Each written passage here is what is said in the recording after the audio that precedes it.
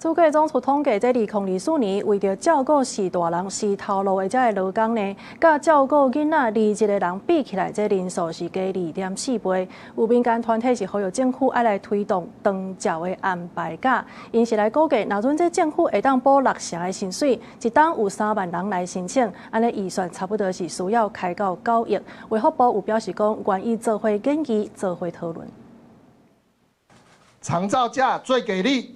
長照假最給力。拜四，家長協會甲立委佇立法院開記者會發口號，呼籲政府推動長照安排假，讓勞工會當照顧4大，嘛免甲頭路辭掉。因為台灣已經進入超高齡的社會，65歲以上的人口已經超過2成，照顧者的壓力是愈來愈大。依據勞動部在114年最新調查，60.9%的勞工會因長期照顧而考慮離職。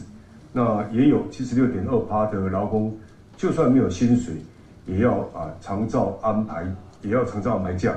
那這些數據凸顯目前台灣的勞工困境。根據主計處的統計，2024年因為照顧4大，全甲頭路辭掉的勞工是照顧囡仔21個人數的2.4倍，算起來每10個勞工都有一個受到影響。勞動部調查顯示，外7社內的勞工是期待這項制度，雇主反對比例嘛為2021年的6.7%。降到2015年的4.4%。要擊垮他，要讓他離職，只需要一個家庭事故就夠了。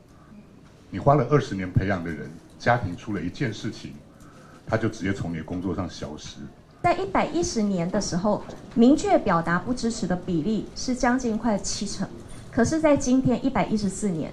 其實這幾年有一個很大的改變。家長嘛統計，若政府補貼且長照安排假的勞工6成薪水，一年10萬人申請，逐年敢若需要9億外預算。無政府估算的協權，就會當互勞工工作較定着。衛福部嘛回應，但確實有長照安排假的需求，不過要愛研究討論。立委林月琪嘛宣布，後禮拜會佇立法院做專題報告。即陣衛福部甲勞動部記者郭金陽、王志剛台北報道。